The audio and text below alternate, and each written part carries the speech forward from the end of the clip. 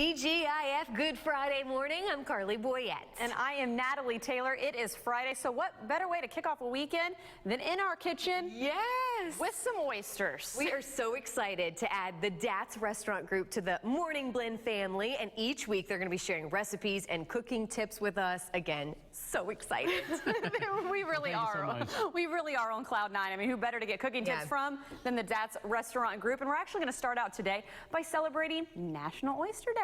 Chef James Williams from Roux is here with a recipe for char-grilled oysters. Yes. When I saw that, I was very confused. Didn't even know that was such a thing. Oh, it absolutely is. It's one of the most popular ones we do at Roux and in New Orleans in general.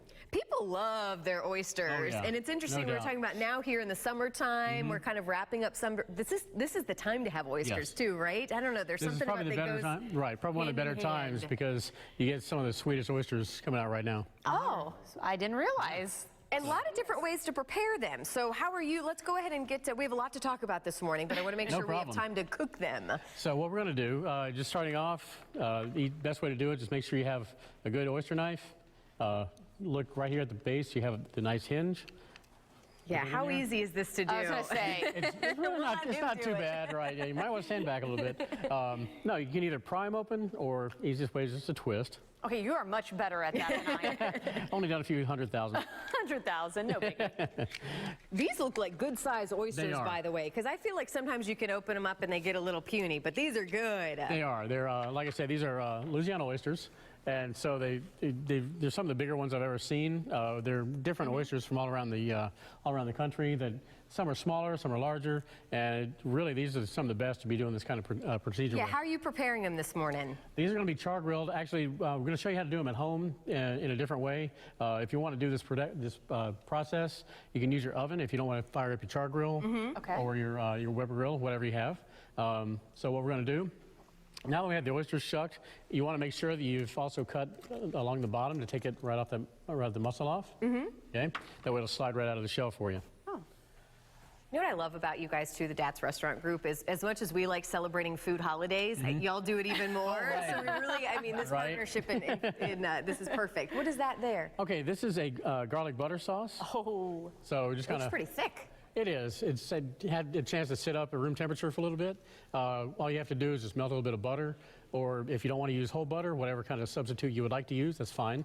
A little fresh garlic, and that's pretty much it. We're just going to spoon just a little bit over each oyster. I think we can do this at home. It's pretty simple. It really is. It's pretty easy to do.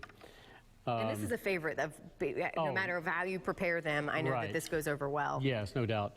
Now, if you do choose to do them inside, if you want to do it on your stovetop where you have a griddle, I would really warn you to make sure that you have a good ventilation, because as you see with the amount of liquid here, they do give a good amount of smoke. Okay. So you have to really be careful with that, but that's part of where the flavor comes from as well.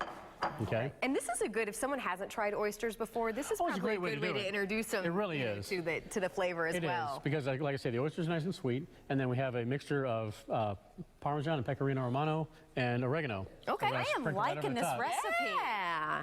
It's very easy. You want to cover the oyster. I'll say I like your helpings. Oh yeah, come on. If you're going to do it right. And again, I won't necessarily eat oysters by themselves, but when you dress them up like this, I don't know what it is. There's something about the texture that really works, and it is a perfect way. There absolutely is.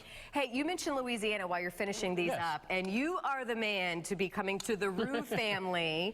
You spent some time recently, quite a bit of time in New Orleans. I did.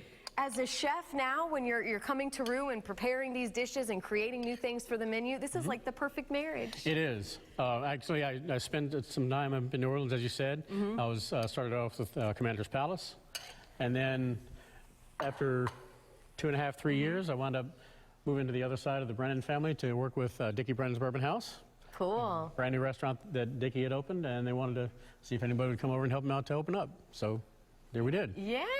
Well, and talk about kind of what the style is, or what can you find on the menu there at Roux, and how you're able to take your experience and just add to it.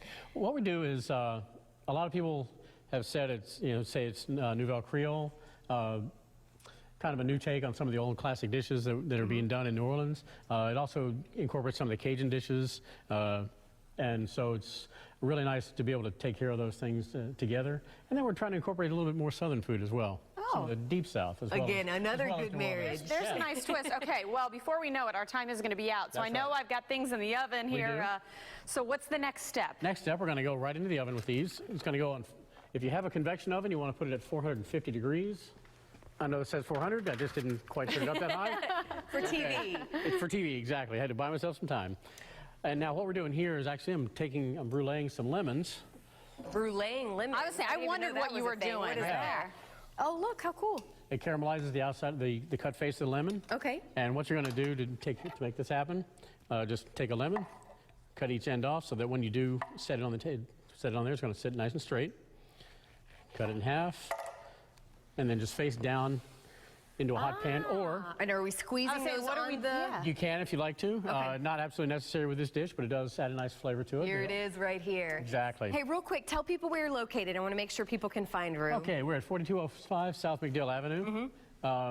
We're about a mile down South McDill from Dad's and Dough. So great location. You guys have brunch on the weekends, which We do. you are well known for, and then happy hours, but we really should call it happy day. Exactly. Because several hours of happy hour. Exactly correct. You can't go to New Orleans place and not expect a full day of happy. Yeah. Well, thank you so much for being here this morning it's my helping pleasure. us celebrate National Oyster Day. This is perfect.